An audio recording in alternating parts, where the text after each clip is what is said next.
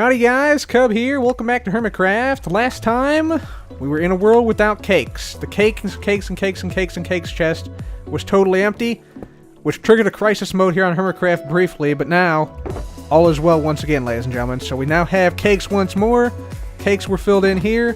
We got rid of all the bad cakes. We had a few batches come through that was not adequate, so we just, had this thing detect them and just smash them, so...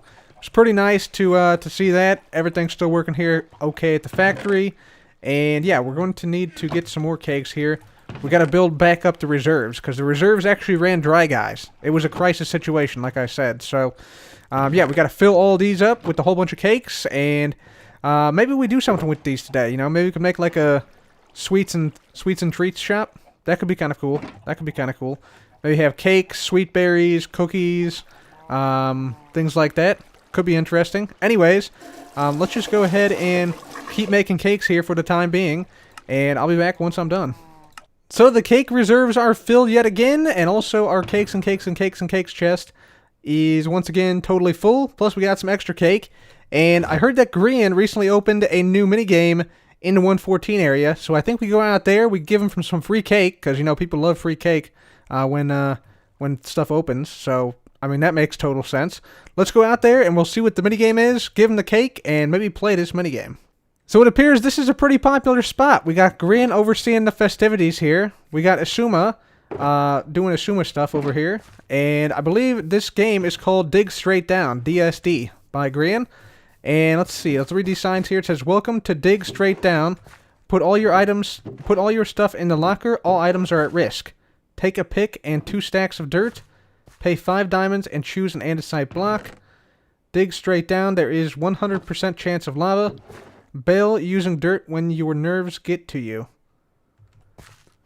Between andesite and lava, there are between 0 to 9 diamond ores." Ooh, okay. So it's a risk. I see.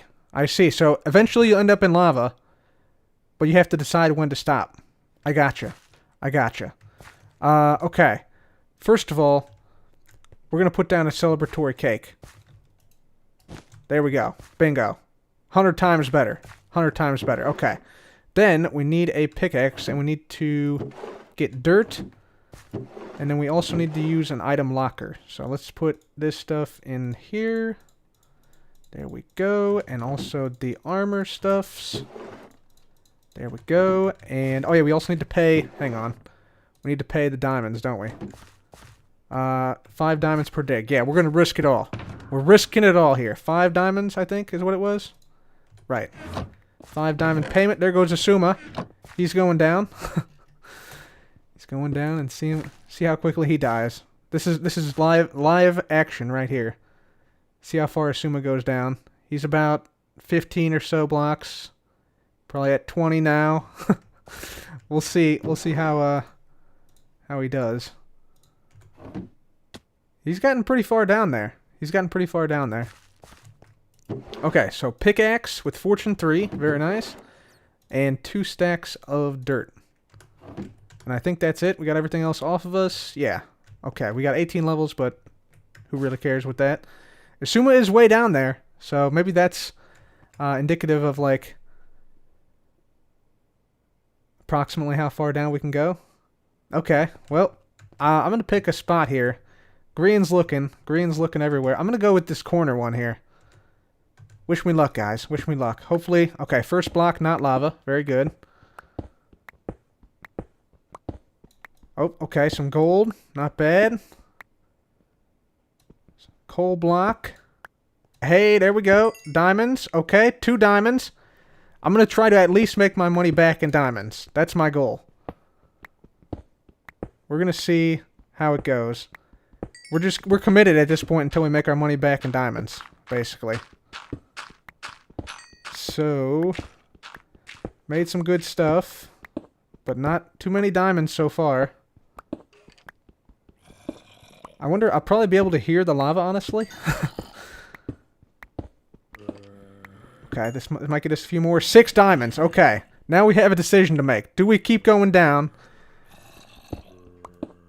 I'm gonna keep risking it, guys. I'm gonna push my luck.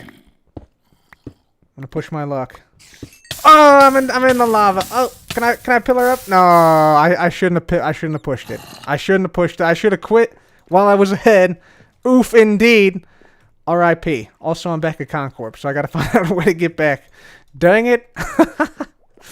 Alright, well, we could have made a profit. I got greedy. That's what happens. So, let's go back there, get our stuff, and we'll just mark it down as a loss.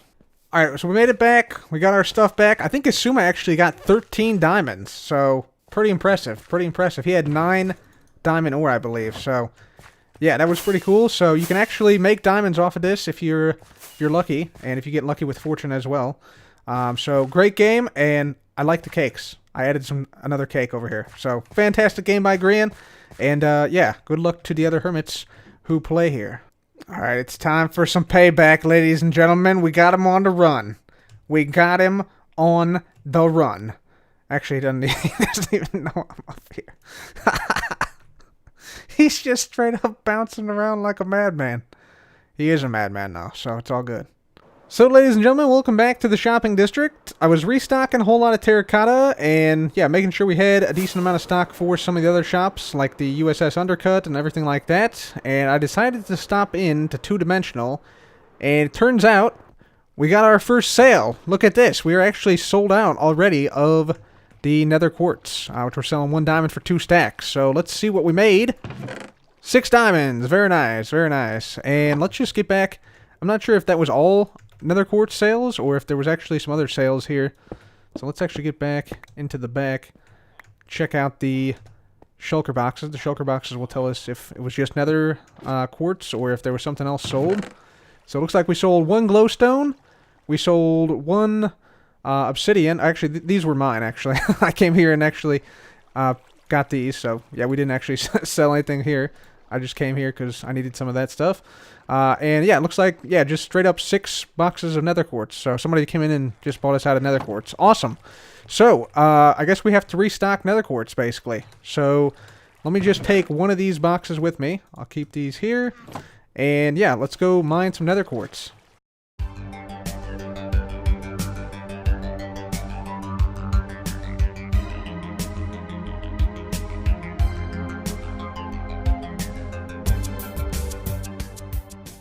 Alright, you'll see we got a shulker box full of nether quartz ores, so all we need to do to restock, 1, 2, 1, 2, 1, 2, 1, 2, 1, 2, 1, 2, and then we just basically break all these, now filled up with 2 nether quartz ore apiece. Very good. See, no more of these. We'll just take these boxes with us here, go back up to the top, jump over this way. You can hear some villagers working nearby, by the way. Let's just quickly put down... Let's just put this down back here. There we go. Alright, and the quartz ore is going to be the one with the torch off. So this one right here. Ladies and gentlemen, I am proud to announce today that all Con Corp shops are stocked, all watchtowers are manned, and all farms are working, with the possible exception of the wheat farm up there. But, since we have everything up and running now, except for the wheat farm, I do want to do a new project today. I want to start a new mega project today. A project that will potentially be disastrous. A project that will potentially change the world. Ladies and gentlemen, I am proud to announce today before you the beginning of Con Corp worldwide.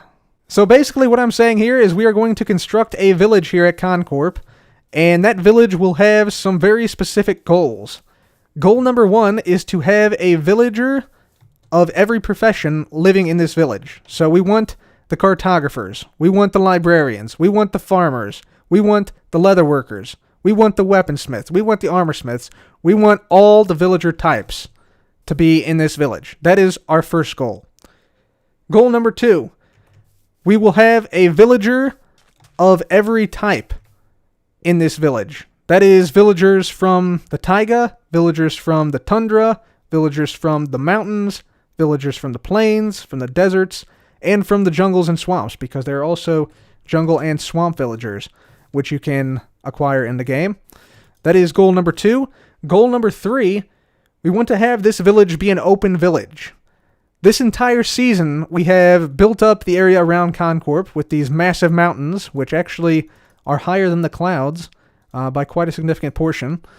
We also have a big gate in the front, and we have sort of like a little bit of a structure in the back, which prevents villagers from wandering out this way. Plus, there's ocean beyond there, so that they can't escape. You know, they're not going to swim across the ocean to escape Con Corp. I mean, come on now. Plus, we have guards and watchtowers if any of the villagers try to escape. So this area here is actually perfect, absolutely ideal for a open village style. I mean, anybody can put a villager in a cart, like a minecart, or in a 1x2 space and keep them there forever and never do anything with them. But no, we're not doing that. Not here at Con Corp. We're better than that.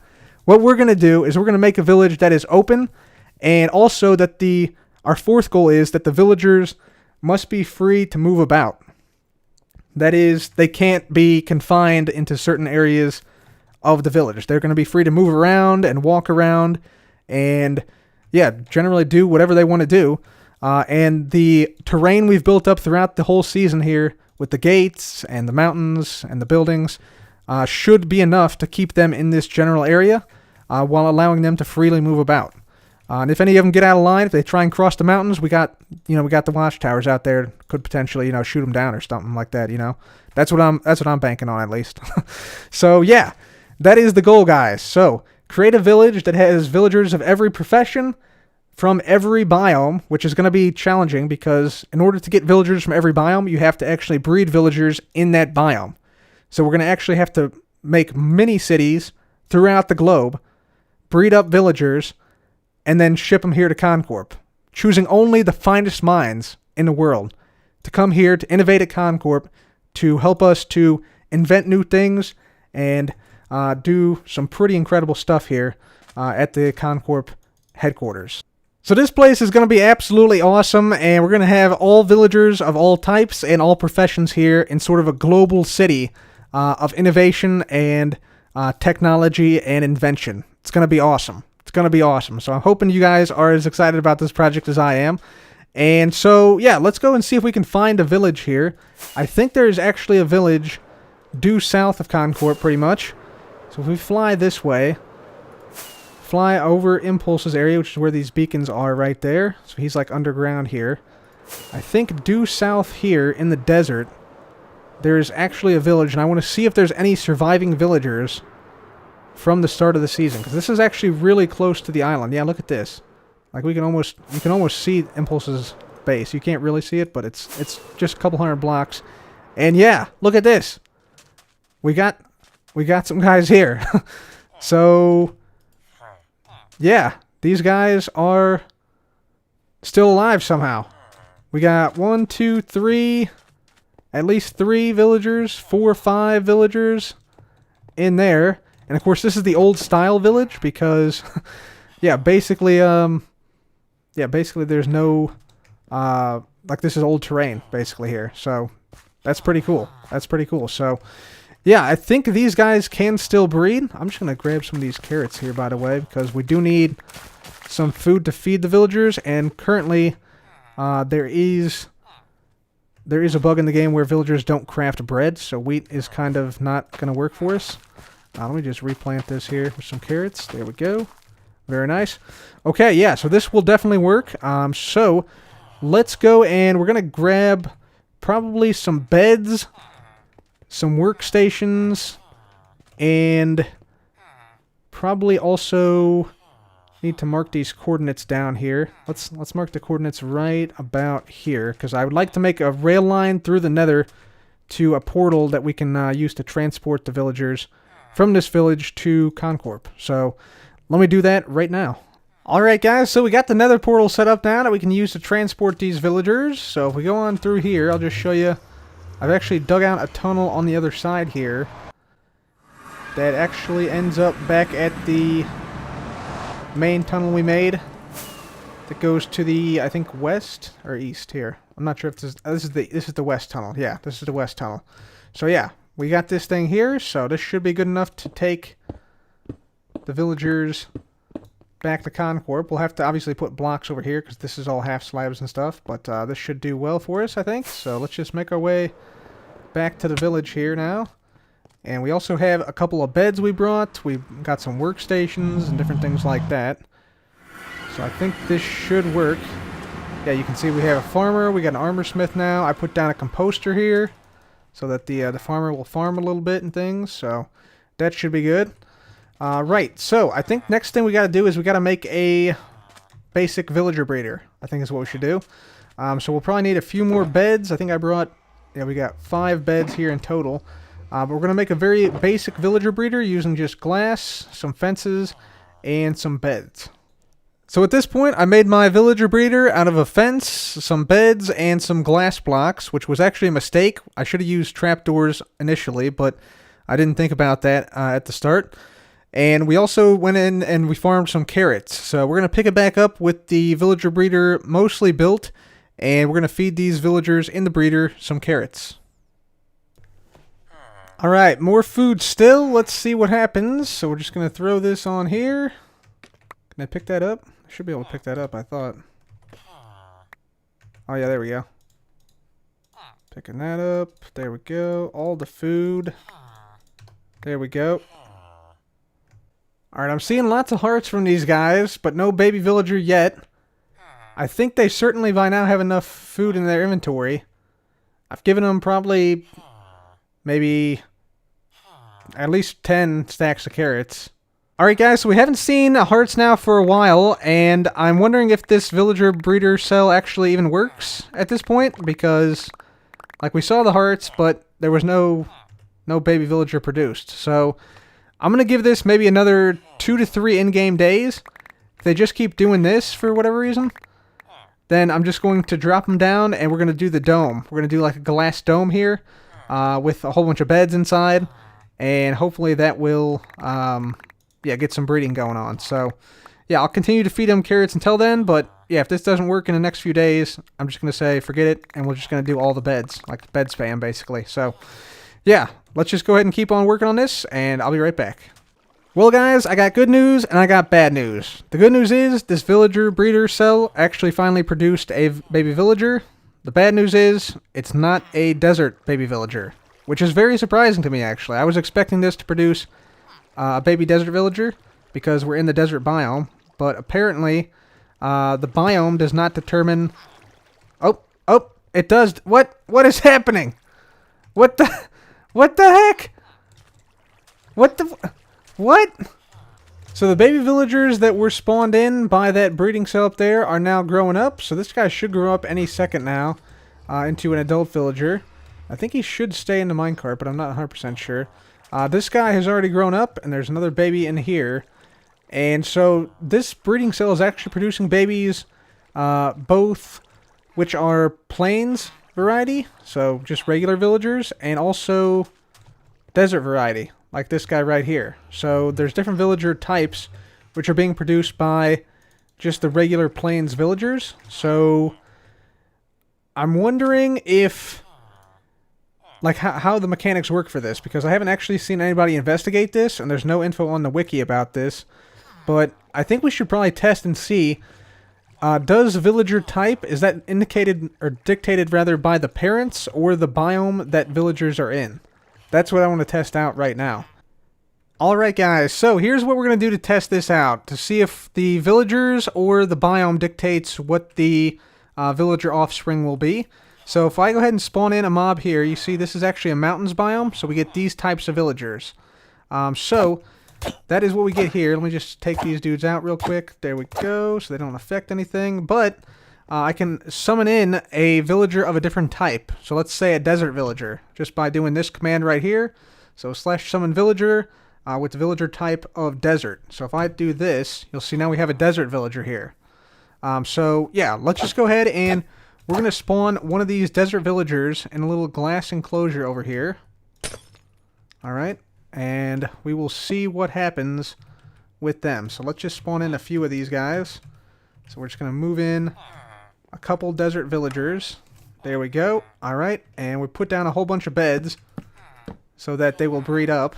And then we're going to give them a whole bunch of food. So let's give them a whole bunch of carrots. There we go.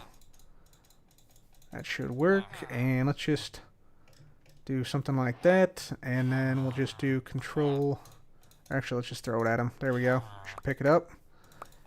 And we should see breeding here relatively shortly, I believe. There we go, yep. Okay. And let's see what the offspring is. Is it going to be a mountain villager or a desert villager? A desert villager, okay. So, that pretty much confirms it. Let's just see if there's any other baby mobs that come up here. Just toss some more carrots in the pile there. We'll see what happens. Yep, another baby desert villager. I think this shows that the primary determining factor of a type of villager is the parents of that villager. So you can see we have 2 desert village babies right down there now. But I want to see if we can actually get a mountain villager still, even with these desert villagers being the parents. So I'm going to do a little bit more breeding here and see if we can get maybe a mountain villager here, because maybe it's a little bit of both. Maybe it's the parents and the biome you're in, because on Hermitcraft we got both a desert villager and some plains villagers from 2 plains villagers' parents. So let's do a little bit more testing here and see how it works. Aha! Yes, that is the case. So you can see we have a whole bunch of babies here now. We got 1, 2, 3, 4, 5, 6 babies or so. And you can see one of them is indeed a mountain villager. Is not the same as the desert villagers. So yeah, it looks like primarily the parents determine the type of baby that is produced, but also the biome has some influence. So it might be like 20% maybe, or 10%, but yeah, it looks like the primary determining factor is the type of villager, and the secondary determining factor is the biome the villager is born in. Okay guys, so we've now switched our main method of breeding from the breeder up here to a more traditional approach, with just basically putting down a whole bunch of beds here. And you'll see we got, yeah, these guys grown up. We got some fence gates preventing them from going to the Nether right now. This is my fence gate to go out and collect carrots. And then I'm just coming in here and, yeah, trying to breed up as many villagers as I can in here. And we do have another second desert villager here. So really, that's all we need to make unlimited desert villagers now. So we have one guy here and one guy here. And as long as we can get these 2 guys back to Con Corp, that will be our desert villagers. So that'll be great. And then we can use these guys as the plains villagers. So we can actually potentially get 2 types of villagers over to Con Corp now. So that'll be fantastic. I'm going to keep breeding up here a little bit more, and I'll be right back. Alright guys, so we're just about ready to start moving in the villagers from that desert village over to Con Corp. I think we're going to move just the plains villagers today, and then we'll start to move some of the desert villagers maybe in the next episode. But I made some adjustments around here at Con Corp that I want you guys to be aware of to make the villagers a little bit safer. So first of all, we went ahead and underneath of all the leaves, we've put sea lanterns. So you can see some of them sticking through the leaves here on this side and on the opposite side. And we had to do this because basically these pathways were fairly spawnable, actually. There was a lot of mobs that would spawn here at night, and we don't want zombies spawning in at night and, yeah, killing all of our villagers. So we went ahead and lit this up. And we also went ahead and we changed up the front gate a little bit. Oh yeah, we also have some lights down here now too. This helps with the lighting around this plaza and around the fountain here. So if we put back a carpet here, I'll show you the front gate changes we had to make, because Walla in the front here, this guy, he will attack any villager which tries to make a break for it to escape from Con Corp.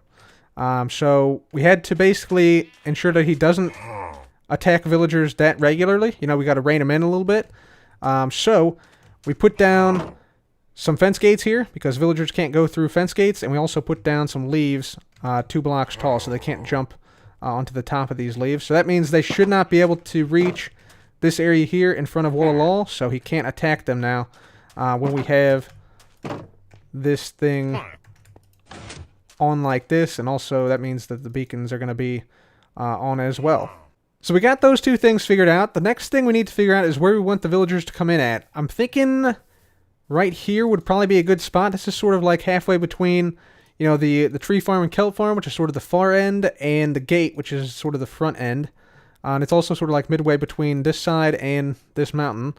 So I think maybe right here would be a good spot. So we'll probably build a portal here and bring them through. As far as like what is here when they get here, I'm thinking I might just put down... Maybe we'll put down like a couple of like rickshaw tents. Like just like super janky like basic like army tents basically. Because yeah, we want to eventually build up like a big city here, but we want to have something here for like the first settlers, right? Because, you know, it takes time to, you know, get the infrastructure together and to build up, you know, a big city like we're planning. So maybe we just put down a few basic tents. I'm not sure if we want to actually specify the villagers' profession beforehand or if we want to do that once they get here. I'm not sure about that. We'll have to see about that. But anyway, that's sort of the plan. I'll put down like a couple of very basic structures here. Like a little tent city here, basically. And then we'll move in the villagers. So let's go ahead and do that right now. Alright guys, so we have a villager now in the Nether here. You can see this is actually a rail line which goes down to the desert village. So this is the desert village down here. And then if we make our way back in this direction, this portal right here actually goes to Con Corp. And you can see we said do not to go through this portal because we don't want anybody going through there with bad omen or anything like that. So that's why we got that in there. So let's go ahead and try and do this now. We're going to try and get this guy into Con Corp, and this will be our first villager if we can get this guy in here. So let's just put him like right here. Let's turn this on. And hopefully, yep, that picks him up. And he makes it to the next couple of rails here. Let's just see. Yep, okay, very good. Now he's got some speed, so we'll meet him right down here. We'll just speed along. There we go. And now we should make it here and then get kicked out. Very good. And then we want him to stay in here, but he is not wanting to cooperate. Let's just quickly... Can we do... come on, guy. Let's go to Con Corp. Come on. Come on now. Portal. Let's just do that. There we go. Okay, he's in. He's in. Alright, so now... Let's just turn this off. Get this cart back. Let's go through the portal, see if he went to the right location. So this portal here comes out right here. Yep, and I think I saw the guy. Yep, there he is right there. Fantastic, yeah. So he is now going to come over here, and he's going to see these beds, which we've placed in these huts, in these tents, rather. These are just very, very basic tents left over from the Civil War era. And yeah, it's basically literally just like a sheet we threw over some sticks, so nothing too spectacular. But we got, yeah, 8 beds in each tent, and this guy should consider this now a village. So this is our first villager here, and I think we need some defense here at Con Corp, because, yeah, there could still be some spots where zombies can spawn, especially like on the buildings and stuff, and they could like drop down and eventually kill the villagers. So I think what we're going to do, I think we're going to go ahead and spawn in some golems here now that we have a villager here. Because the golems will help to defend the villager against zombie attack or against pillager patrols and things like that. So let's go ahead and grab some blocks of iron. Let's grab some pumpkins. There's a carved pumpkin. There's more iron. Do I have... Yeah, we have a bunch more carved pumpkins in here as well. Perfect. Alright, so let's get over here. And we're going to go ahead and place down some golems. Alright, so first golem. Boom, there we go. Hired help. Sweet. Haha. Alright, so this guy should help to defend this whole area around the village. We're going to put a couple more around here as well. Let's put one over here. Of course, they're going to wander around the area too. But yeah, I think having these guys up like this will be a huge benefit. They will help to defend the villagers with their lives. There we go. And we'll just have to check in on the golem population periodically, because I'm a little concerned about the lake here. If the golems wander into the lake, they could potentially sink to the bottom, and I don't think they actually move if they're in water for whatever reason. So that might be an issue. We'll have to keep an eye on that, but for now, I'm just going to go around and put down a bunch of these golems here. Alright, so we have about a dozen or so golems around the area here. You can see a couple of them walking here, a couple of them near the front. And I'm looking for where the villager is. I do not see the villager anywhere at the moment. This is troubling. Already, 5 minutes into this project, we've already lost a villager. Where the heck did he go?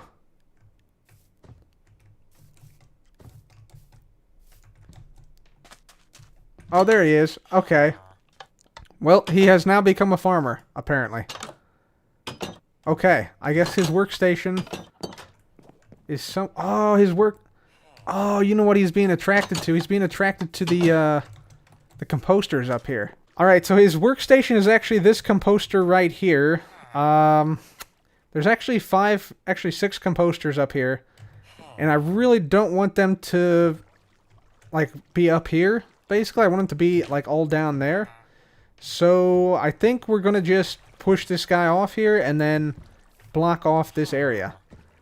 And we'll also need to put more workstations near to the tents over there, because this guy went immediately over to this section. So, yeah, let's leave this guy here for now, and let's put down some workstations and stuff over here by the tents. I think that's a good strategy. In fact, we might move this guy over to the... We might move this guy up here, potentially, so that he doesn't, like, you know, pick a workstation over on this side. We should have a composter closer on top of the factory, maybe. So, yeah. Let's quickly do this. Let's quickly get rid of these composters here. So this guy will hopefully lose his profession. Nope, not this one either, guy. There we go. Okay, lost his profession. Right. So let's...